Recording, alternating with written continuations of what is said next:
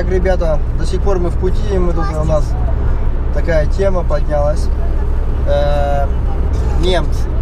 Так как мы живем в Германии, у многих такие вопросы, мол, типа, как относятся немцы к русским, любят ли немцы русских. Ну, что я скажу, ну, что нас любить, мы-то не конфеты или цветы, чтобы нас любить. Правильно. Я скажу так, как, да, наперед скажу, что это только мое мнение. Это не означает, что так, как я думаю, так это и есть, у каждого свое мнение. Ну, как немцы относятся к русским, ну, как, никак. Им-то лампочки есть и нету. Если, как говорится, им важно, чтобы ты был хороший человек.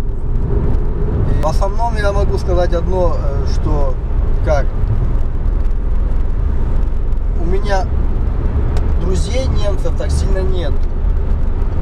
В основном с немцами я общаюсь только на работе, ну, на спорте, так вот, есть пару знакомых, ну, как знакомых, здрасте, до свидания, и все. Если русак, ну, в основном нормально, с ними можно общаться, некоторые даже умудряются с ними дружить, выпивать, у меня этого не получается, так как я не пью, наверное. Ну, могу сказать одно, русских здесь много в Германии. И тоже был разговор, что русским в Германии очень тяжело найти работу. Я скажу, что в моем опыте этого не было. Я уже во многих сферах работал, даже был садовником. Я скажу, что я работал на уровне моего коллеги немца, также получал такую же зарплату, так что никакого разногласия в отношении и разногласия в деньгах, конечно, нет. Конечно, если вы где-то работаете на фирме и у вас как-то специализация ниже, конечно, вы будете получать меньше своего коллеги, но это не означает, что у вас нет шанса подняться до этого же уровня, как ваш коллега. Так что здесь в Германии кто хочет, тот может учиться и подниматься по карьерной лестнице. И на это не смотрят и русский, и немец. Также сейчас в данном моменте у меня, где я сейчас работаю, у нас прораб, он русский. Так что привет, Женя. И, как говорится, у нас бригада 12 человек, из этих 12 человек двое русских у нас в бригаде, включая меня, конечно, и бригадир у нас русский человек, и все нормально, все его уважают, все, как говорится, слушают и советуются. Так что в этом такого сильного различия нет. Конечно, вы не можете ожидать, если вы придете куда-то на фирму и вы не можете по-немецки связать не два слова, то, конечно, вам скажут: извините, но мы вас не можем взять, несмотря на то, что может, у вас даже и золотые руки. Немецкий язык, конечно, здесь нужен. Это ясно, естественно, в любой стране, где вы проживаете, надо знать язык той страны. Потому что уже пару раз было такое мнение у некоторых, мол, типа, если я знаю английский язык, то я могу спокойно найти здесь в Германии работу. Да, может быть, вы можете с английским языком найти в сфере программиста или еще что-нибудь работу, так как там очень много с английским языком. А вот так как, вот, скажем, в индустрии или даже, скажем, в строительной сфере вам нужен немецкий язык. Да. Ну и вот, да, чтобы можно было какой-то, да, потому что нам нужно общение, и это все равно. Но в основном вот так, скажем, соседи, вот так, как Людмила мне говорила, соседи, немцы так сильно не ищут общения, как я, вот по моему опыту, да, у меня очень много соседей немецких, также есть 3 семьи, которые тоже русскоговорящие. Я скажу, что больше у меня общение с моим соседом Сергеем. Сергей, привет. А с немцами так сильно нет. Здрасте, до свидания и все. Мы сильно не общаемся. У меня один только есть, там его звать Ханс Юрген, но он это уже на пенсии, ему делать нечего. И вот если я на улице ковыряюсь, он ищет всегда свободные уши. Вот это единственное общение с моим соседом. Вот так. Ну а в основном все вроде бы, я не знаю. Правильно ли с моей стороны, что у меня нету в друзьях немцев, я даже не знаю. Ну, как-то не склалось это у меня. В основном у меня все тут русскоговорящие ребята. Ну, почему так сложилось, не знаю.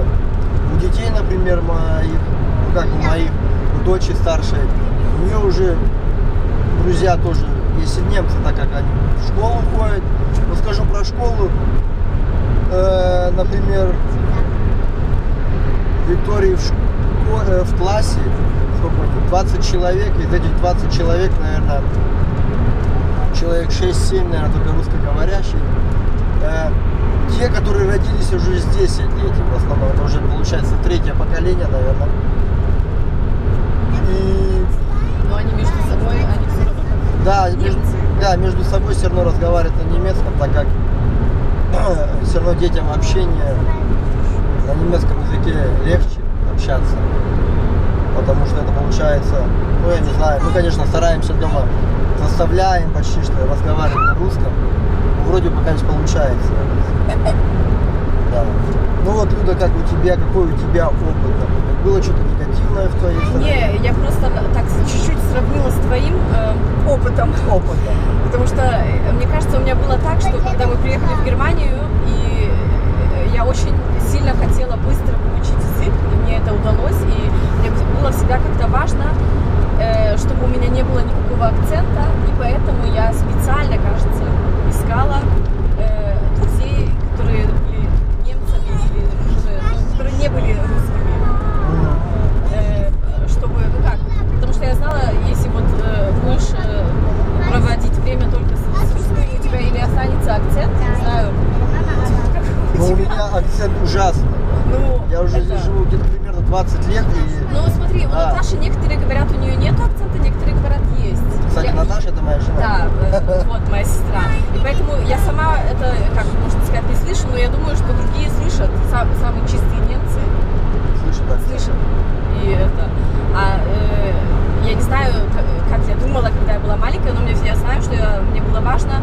Я не хотела, чтобы на меня говорили, что она не отсюда, она приехала. Сашка. Она русачка. Кстати, на нас они говорят, ну как, на русаков сильно такого, как говорится, неуважительного слова, или как это сказать, нету. Они говорят просто «ди рус», и все, ну типа эти русаки. Например, на турков они говорят «канак». Канак это одно и то же, что если скажешь на чеченца «хач», типа такого. А русским такого слова даже и нет. Ну, говорят, может быть, русишь и швайны, вот такое вот. Но это зависит уже от поведения, мне кажется. Если себя ведешь свиньей, то, как говорится, заработал. Такое вот. Кстати, извини, что я тебя перебил. Нет. Да. Ну и поэтому у меня вот так получилось, что у меня всегда в школе всегда были только немцы, друзья. И потом, когда я повзрослела, и мой первый друг же был русским. Чересчур русский. Чересчур русский. Да. Ты не хочешь ему привет передать? Нет. Я надеюсь, он не смотрит это видео. Не, и ну как, у меня таких плохого никогда ничего не было с немцами. Потому что для меня, я считала сама себя тогда, когда я была ребенком, больше немкой, чем, например, сейчас. Сейчас я не могу сказать, я больше чувствую себя русской или немкой, не знаю. Почему у тебя душа больше лежит? Например, вот ну тебе... как, менталитет, или как говорится? Ну, я не могу это слово перевести. Ну, это... Я знаю, что я отличаюсь от немцев, потому что, например, вот это все ихнее быть, ну как, не скажешь, но они закрыты. Свое мнение такое, знаешь, помолчи, Да. и делай все по правилам, и это, если что-то по-другому, нет. Ну, на работе было так, у меня встречалось. Я пришла, у меня было 2 немки на работе, и вот они как все делали, все эти 10-15 лет на работе, так и делали. Все как по правилам. По правилам, все по полочкам, Но должно у них разложено. время же 10-15 лет прошло, и я считаю, что все изменилось, и надо идти со временем. И я пришла, как можно сказать, с моей школы, с абитур, с Ausbildung, и делала по-другому, как я думала, считала, Правильно. ну, получше, побыстрее, выходит, лучшие результаты, и начала делать по-своему. Потом мне сразу начали говорить: а почему ты делаешь так? Нас вот, мы всегда делаем так. Я говорю: ну так не выгоднее. И потом меня вызывали к шефу: почему вот делаете так? И, ну, не знаю, это как-то все.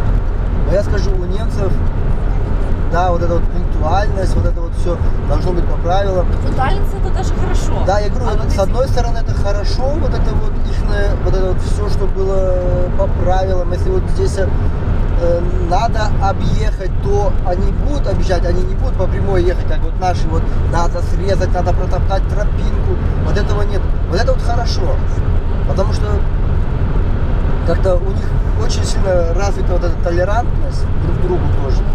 Они вот не будут, даже если, скажем, вот сейчас на автобане я кого-то подрежу, они не будут сигналить, они не будут руками махать, они, ну ладно, хочет, все, они про тебя забыли. Как говорится, им не важно. Вот это вот хорошие, как говорится, ну окей, ладно, они не все такие.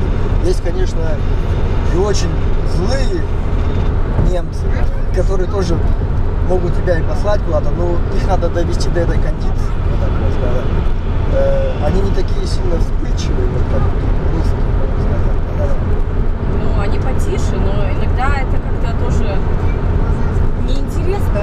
Ну, да, как говорится, Иногда тоже бесит, что можно сделать как-то лучше и побыстрее даже что-то, но они не а они вот будут делать, там, ковыряться, и, ну как, чтобы вот им надо, пришли на работу, 8 часов отработать, они будут потихоньку работать и никогда не сделают, ну как, не все, конечно, тоже, да, они не сделают быстрее или больше, чем надо. Ну да, вот Но это вот есть, конечно, тоже другие, да. есть, конечно. Ну, в основном у немцев они не сделают ни больше, ни меньше. Они сделают, как им вот положено. Во-вторых, сверхсрочно, чтобы остаться на работе подольше. Им, если положено, 8 часов работать. Они не останутся 9 часов работать. Вот все, 8 часов прошло, бросил молоток и пошел домой. С одной стороны, это хорошо, так как они заботятся о своем свободном времени, потому что они считают так, что, ну это и правильно, что надо больше инвестировать время в себя, и это немцы делают. Они, например, что отличает их от нас, они, например, не будут покупать очень дорогую машину, и, как говорится, а дома на столе у них будет только серый хлеб, как вот у многих русских тоже бывает. Главное, чтобы на глаза был ты красивый, а что в душе у тебя творится, это, ну, факт в том, что они тоже экономные. Но и где-то, может быть, они жадные. Да, это встречалось очень часто, что можно описать, если немцев, первое, что, о чем я думаю, что многие очень жадные. Если пойдешь с кем-то, с друзьями в ресторан, вот все обязательно надо делить. Я выпил только эти 2 стакана воды и только вот эту булочку, а это ты сам плати. Никогда нет такой, пофиг, я сегодня. Сегодня я, завтра ты. Это редко очень так, что. Ну, они жадные, но они тоже и халявщики, я скажу. Скажем так, если я тоже замечал, если мы выходим куда-то с коллегами, скажем, какой-то праздник, там, скажем, Рождество или что, если ты предложишь ему выпивку, он не откажется. Ну, сам от себя он тебе потом не предложит, мол, типа, в том смысле, что вот ты меня угостил пивом, что, мол, типа, теперь я должен тебя угостить. Он это проигнорировал. Ну, а твое пиво выпьют с удовольствием. Да. Коллеги много. Ну, что означает любят? они не задумываются о свадьбе, они лучше будут жить вместе, даже не расписанные, у них будут 2-3 детей, но они живут в гражданском браке, это можно сказать. Да. У немцев, я даже немцев спрашивал, почему вот, например, не сыграть вам свадьбу, не расписаться. У них один ответ, мол, типа, развод очень стоит больших денег. И говорит, Они уже думают о разводе. они еще не успели жениться, уже думают о разводе, понимаете, ребята? Так. Например, по выходным куда-нибудь сходить, вот ты говоришь, немцы жадные, но пойти вот так вот 4 раза в неделю в ресторан им не жалко денег. Они любители тоже. Ну, это которые... Без детей, можно сказать. Да, без детей, потому что с детьми уже никто никуда не ходит. Ну да, да, и вот этот вопрос тоже с детьми. 1,5 ребенка. 1,5 ребенка у них. Вот так вот сказать, да, вот, средне говоря, на немецкую семью 1,5 ребенка. В основном детей они заводить сильно не хотят, уже не говоря о, как говорится, рано заводить детей. Если они заводят детей, то это около 30, где-то в 30 лет они уже только начинают задумываться о детях. А в основном они живут только для себя. И, как говорится, они не хотят себя ограничивать. Ну, насчет дружбы, вот немцы живут как? Я как уже говорил, они живут для себя. Но если у немцев есть друзья, у них, можно сказать, узкий круг друзей. У них нету такого, что там они толпами, по 10 человек это собираются. В основном они собираются или по парочкам, или самое больше 3-4 пары. Если они куда-то идут, скажем, вечером посидеть, в дискотеку или в бар сходить или что. Я еще ни разу не видал, что richtig толпами где-то отдыхали. Ну, моя единственная немецкая, чисто немецкая подружка, она же, все, кто с ней знакомился, которые не немцы, Да-да. все говорили, она не типичная немка. В каком смысле? Ну, потому что она, ну, можно еще сказать, что у нее нету братьев и сестер, и Она единственный ребенок, тогда они вообще же еще такие, разбалованные, если немцы, и еще единственный ребенок в семье, ну, вообще разбалованный и такой вообще жадный, и не делишься, ничего. Да, а вот она вообще как не немка, все сразу говорили, ты или полячка, или то, потому что она была всегда такая очень, как была, как будто ее больше нет. Она такой очень открытый человек, и она всегда опаздывает, я всегда прихожу во время, и это, да, если мы часто ходили или там в клуб, или куда-то в ресторан, и мы один раз она платила, другой раз я, она вот, поэтому, видишь, есть такие немцы. Ну, мало. Мало, да. Одна вот. Ну, а в основном, вот так вот скажем, немцам без разницы, кто ты, русский, поляк, в основном твой характер. Если ты по жизни говно, то и, конечно, с тобой будут относиться как с говном. Это так, как на работе. Также на работе, если ты даешь волю другим и начинают тебя давить, и ты этому поддаешься, то они тебя будут все время давить, конечно. Это не зависит, ты русак или немец. Если, конечно, ты свой характер поставишь и покажешь им, что с тобой нужно немножко с уважением относиться, то, конечно, тебе надо и заработать это уважение, то они и будут относиться с уважением. Я уже побывал на разных фирмах, работал с разными людьми.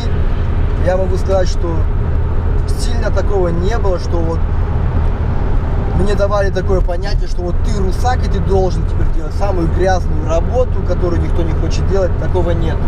Насчет этого здесь очень даже толерантны. Они смотрят, какой у тебя характер, конечно, как ты умеешь работать. Конечно, если ты любишь филонить и у тебя две левые руки, то ясный черт, ты никому нигде не нужен будешь, и с тобой также будут относиться, как с простофилей.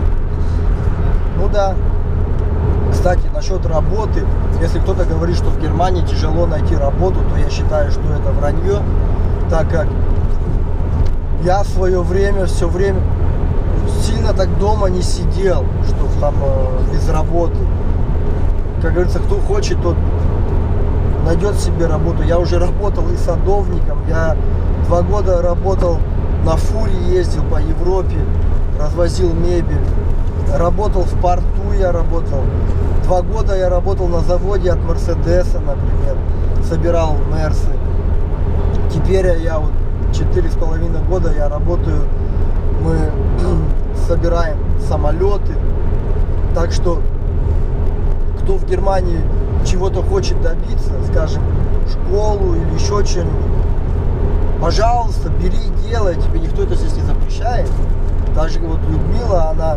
Ну, ты вот больше работала, я говорю, я тоже подумала, вот, да. Ты, может, 4 года работала все вместе, а я так больше училась, всякие, как Ausbildung, 2. Ну, она училась на профессию, ты вот первая профессия продавец был. На 2 профессии. На 2 профессии. Первая профессия у тебя была продавец.